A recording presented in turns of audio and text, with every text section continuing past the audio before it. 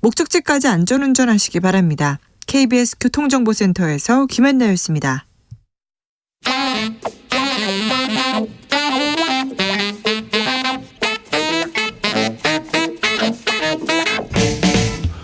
세계는 넓고 이슈는 많다. 우리의 시야를 국제적으로 넓혀보겠습니다. 국내 뉴스, 국제 이슈 다 덤벼라. 지금은 글로벌 시대.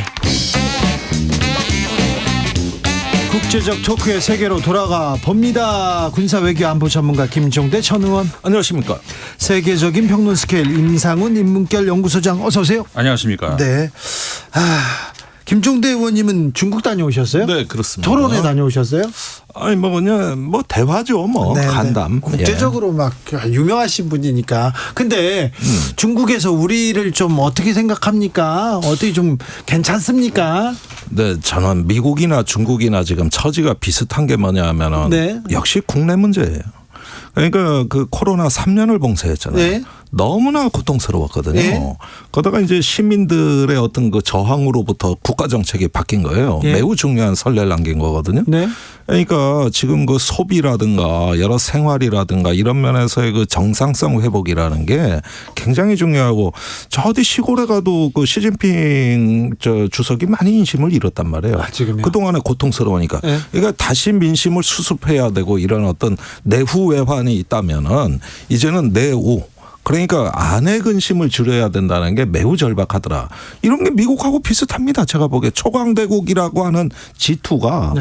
역시 국내 문제가 국내 참 문제가 힘들다. 제일 중요하죠. 예. 그래서 우리를 어떻게 생각합니까? 좀 바뀌었습니다. 그러니까 예. 내우가 있는데 외환까지 있으면 안 되잖아요. 네. 그 내우 외환 아니에요. 예. 그래가지고 외환은 좀 적었으면 좋겠고 한국하고는 같이 가고 싶다. 아, 그래요? 예, 그러니까 저번에 시진핑 그 주석이 LG 디스플레이 공장에 온 그렇죠. 거라든지 정재호 주중대사에 대한 신임장 그 그렇죠. 제정이라든지 이런 일련의 어떤 한국에 대한 유화적 움직임이 있었어요. 그리고 한국이 기술이 우수하기 때문에 중국엔 필요한 존재거든요. 근데 이렇게 올봄에 해서 좀 걱정을 줄이고 싶은데 이번에 워싱턴 선언이라든가 네. 그 윤석열 대통령의 로이터 통신 인터뷰는 상당히 걱정하는 분위기입니다. 그래요? 그러다 만약에 올해 하반기부터 이제 반도체 전쟁이 본격화될 건데, 일본이 이제 그 중국의 반도체 제조 장비 수출 통제가 들어가고 우리도 10월이 되면은 반도체 설비 투자 1년 유예 기간이 끝나거든요. 네. 그러면 디지털 봉쇄, 이 반도체 전쟁이 올 하반기부터 본격화되는 건데, 이렇게 되면 중국도 대응할 수밖에 없다. 네. 그게 지금 준비 중인 걸로 보여져요. 네. 임상훈 소장님은 네. 프랑스 다녀오셨어요? 네네. 네. 프랑스에서 보니까 어떻습니까? 내우 말씀을 하셨는데 그 프랑스의 좀 마크롱 대통령도 최근에 그 개헌이 아니라 좀 입법을 이제 그 통과시키고 연금 관련된 법안이죠. 대통령령으로 네. 통과시키지 않았습니까? 그 이후로 민심을 많이 잃었어요. 예. 그래가지고 그걸 어떻게 회복을 해보려고 하는데 그 국민들이 당한 상처가 이번에 굉장히 큰 것 같아요. 예. 그래서 쉽게 그 마음을 열 준비가 안 돼 있는 것 같아서 그 현재의 그 프랑스 정부의 고민은 어떻게 하면 다시, 그러니까는 그 한번 뺨을 쳤잖아요. 네. 근데 맞은 사람이 화를 풀지 않는 이상은 그 미안해라고 한다고 이게 통하는 게 아니기 때문에 그 고민이 큰 것 같습니다. 그래서 뭐 중국도 오고 외교 실용적인 외교 얘기도 하고 그러는데 아직은 국민의 마음을 다독이지는 못하고 있군요. 그렇죠. 그리고 이제 중국과의 관계도 프랑스 마크롱 대통령이 그런 발언을 했다고는 하지만 그 발언이라는 것이 아시아 문제에 우리가 너무 끼어들면 안 된다. 이게 무슨 의미냐면 대만과의 어떤 그런 문제에 있어서 중국이 하는 대로 좀 놔두지 그걸 우리가 왜 참견을 하느냐, 중국을 좀 두둔하는 듯한 그 발언을 했었단 말이에요. 네. 근데 이제 소위 그 큰 틀에서 중국의 어떤 그 갈라치기 외교랄까? 그러니까 미국의 그 우방 국가들의 어떤 연합체를 좀 흔들어 버리고 싶은. 근데 그런 차원에서 이제 그 마크롱 대통령의 지난번에 그 중국 방문 이거를 이제 중국에서는 성과라고 보는데, 네. 근데 정작 그렇게 성과가 나타나질 않아요 또. 그래요? 그러니까는 프랑스도 마크롱 대통령도 그렇게 쉽게 할 수 있는 것이 아니고, 왜냐하면 유럽 연합에서의 입장도 있고 독일 입장도 또 다르고, 최근에 그 프랑스 국무회의의 자리에까지 그 독일의 외무장관이 같이 들어가는 그런 일도 있어요? 예, 유럽은 그런 분위기가 또 그러니까 우리나라 저 동북아시아하고는 많이 다릅니다. 그 예. 분위기가 그 자리에서도 이제 했는데 중국의 그 일방적인 어떤 그런 것들은 우리가 좀 그 견제를 해야 된다는 그런 목소리 다시 나왔어요. 그래요. 자, 지금 그 저스틴 트루도 캐나다 총리 방한했고요. G7 정상회의 있고요. 그다음에 한미일 정상회담 있고요. 계속해서 이렇게 외교 숨가쁜 외교 전쟁 속으로 들어갑니다. 슈퍼 외교 위크인데요. 어떤 점 주목해야 됩니까? 네, 우선 오늘 캐나다 총리의 국회 연설부터 짤막하게 말씀드리면 네. 역시 캐나다가 다운 연설이었다. 아유, 수준이 있어요. 그러니까 항상 제가 옛날부터 제일 신기하게 생각하는 게 북한이 미사일을 쏴도 네.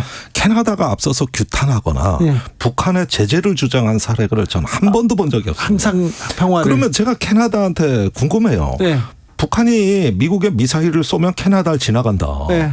근데 당신들은 왜 이런 부분에 대해서 그렇게 스트레스를 안 받냐. 그러니까 영토가 넓어서 어디에 떨어져도 캐나다 전체가 너무 마음이 넓어서 넓어요. 이런 식으로 농담을 하면서 그 여유 속에서 항상 북한에 대한 대화를 주장했어요. 그렇죠. 이번에 국회 연설 보니 그래요.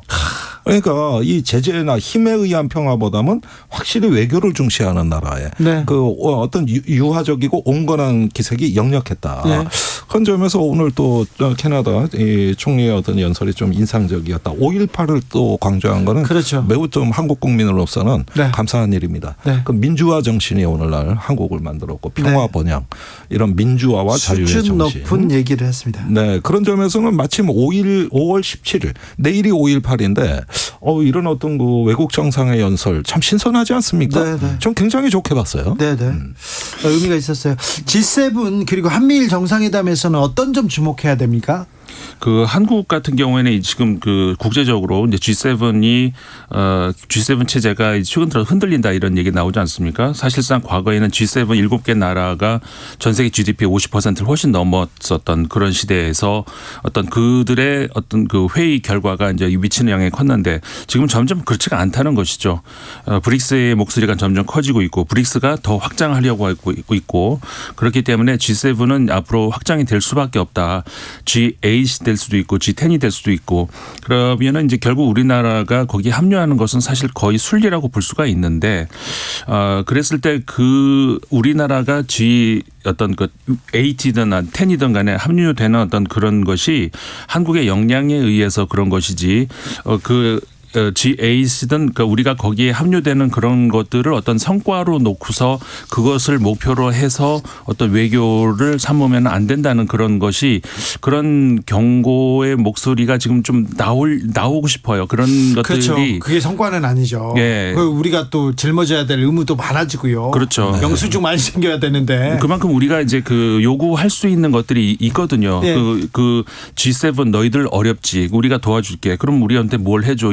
이런 목소리가 나와야 되는데 아하. 그 반대로 갈까봐 그게 굉장히 우려스럽다는 것이죠. 네, 그렇네요. 네. 사실 이번에 G7 회의에서 이제 제가 보는 포인트는 그 러시아와 북한에 대해서는 뭐 한 목소리로 그 침략자를 규탄하고 도발을 규탄하는 건 무리 없이 되는데 중국에 대해서 어떠냐 이거예요 관심사가.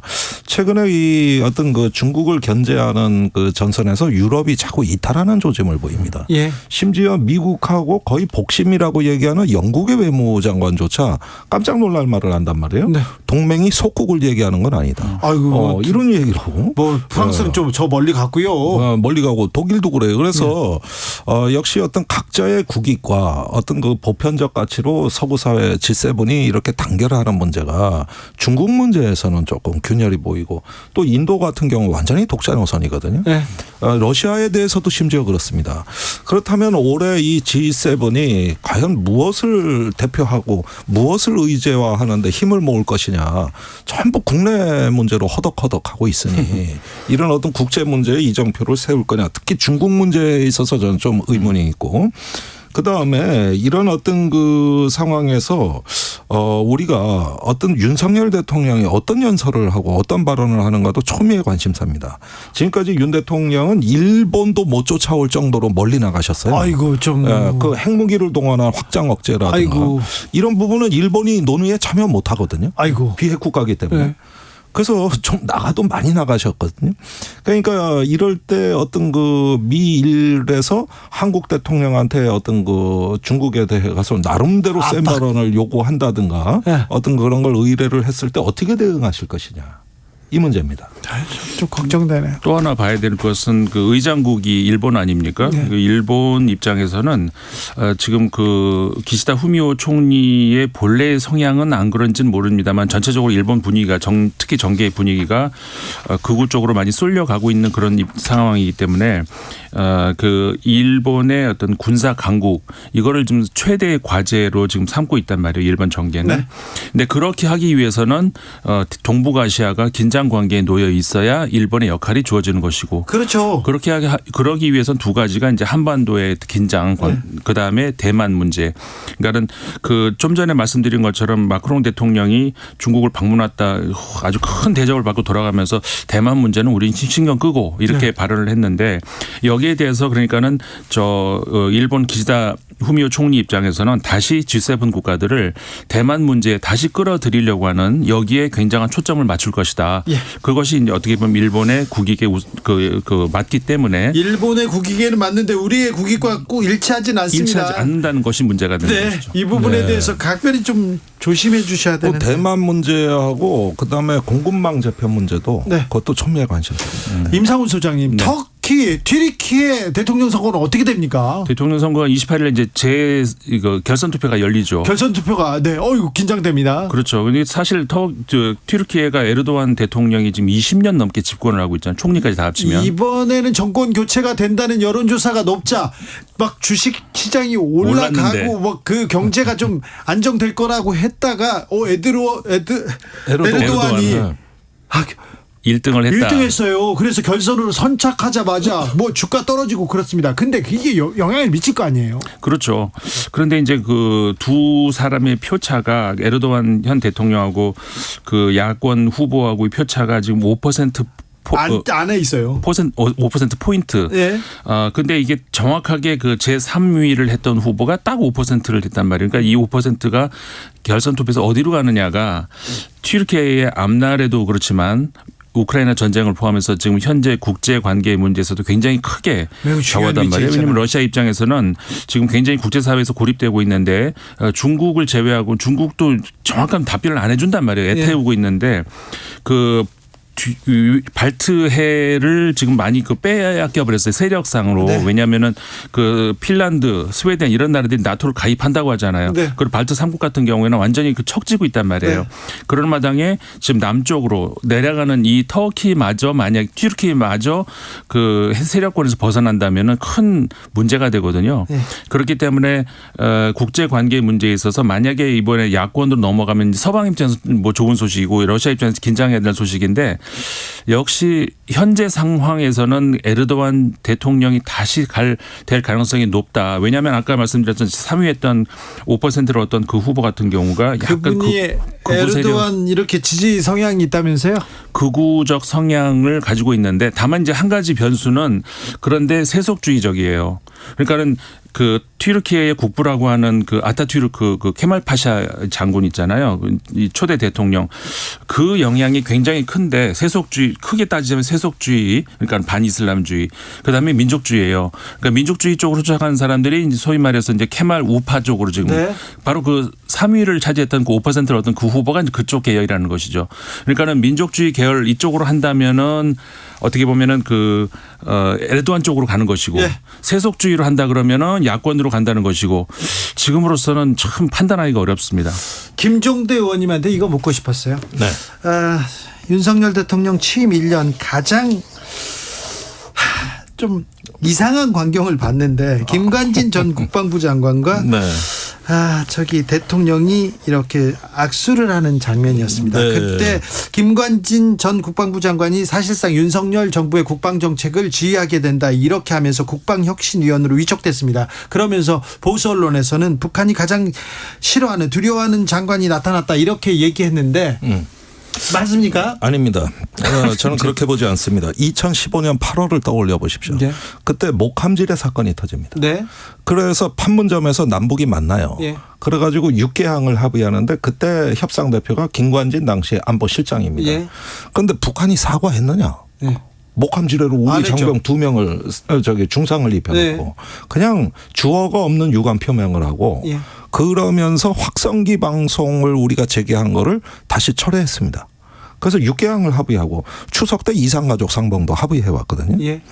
그러니까 국방부 장관일 땐 강성이자 뭐 선조치 후보고 전투기로 뭐 도발 원점을 때리고 지휘 강성 세력까지 발언을 이렇게 계속 하고 쏟았어요. 국방부 장관일 땐 그 얘기가 맞아요. 그런데 막상 청와대 안보실장을 하니까 놀라운 또 협상파로 돼가지고 그때 여당조차도 이러려면 뭐하러 사과 요구했냐 하는 말까지 나돌았거든요. 네. 그리고 그때 협상 파트너가 황병철 총정치국장하고 김양건 노동당 비서였습니다. 얼마 후에 김양건 노동당 비서가 교통사고로 사망해요. 그때 굉장히 애통했다는 소리를 제가 듣고 있어요. 네. 김관진 안보실장이. 이렇게 보면 이분은 겉은 강해 보이지만은 또 나름대로 어떤 자리에 따라 가지고 북한하고도 상당히 깊은 어떤 밀월 관계를 만드셨던 분이고. 이분은 그럼 장점이 있긴 하네요. 아니 그렇죠. 그런데 문제는 이분이 그 국군 사이버 사령부 심리전단 댓글. 여기에 댓글 조작에 지금 유죄 판결 받은 그렇죠. 상태거든요. 대법원 판결을 남겨놓고 네. 있어요. 파기환송돼 고등법원부터 다시 하는 거죠. 네. 그러니까 이런 부분에서 보면은 정말 파악이 안 된다. 네. 이렇게 딱 부러지게 뭐 북한이 들여온다. 이렇게 얘기할 수 없다. 만약에 그렇다면 지금 이종석 국방부 장관이 긴장해야 됩니다. 이분이 대북 강경 발언을 거의 한 적이 없어요. 예. 국방부 장관인데. 예. 김관진 당시 국방장관하고 너무 대조적인 거예요. 네. 그렇게 되면은 이제 이종섭 장관이 아니요. 긴장해야 되겠죠. 근데 김관진 전 장관이 북에 대해서 너무 과격 발언을 이렇게 쏟아냈을 때 여권 내에서도 굉장히 불안감이 컸어요. 그리고요. 윤석열 검사가 그 사이버사 댓글 조작하던 검사잖아요. 맞습니다. 윤석열 검사가 그 당시에는 뭐라고 했냐면 댓글 조작하고 나라 지키는 군인이 댓글이나 쓰고 있는데 누가 그런 걸 두려워하냐? 그런 군인은 그런 얘기를 하셨어요. 네. 그러니까 정작 기소한 분이 지금 대통령이시고. 자, 그런데 두 분이 이렇게 만났습니다.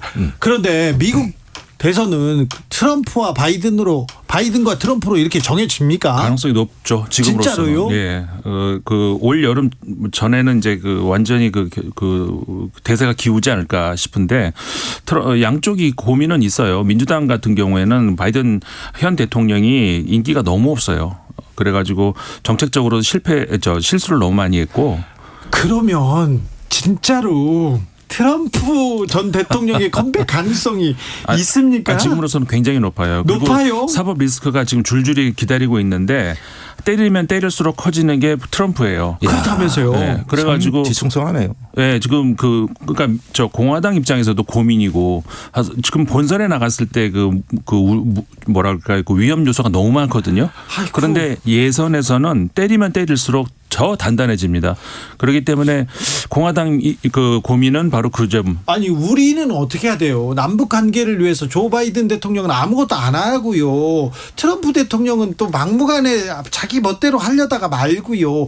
어찌해야 됩니까? 그런데 가만히 있어야 되느냐, 럭비공이라도 던져야 되냐 이거예요 지금. 예, 지금 트럼프가 기원하게 되면은 저는 전 세계 민주주의의 악영향이 심각할 것이다.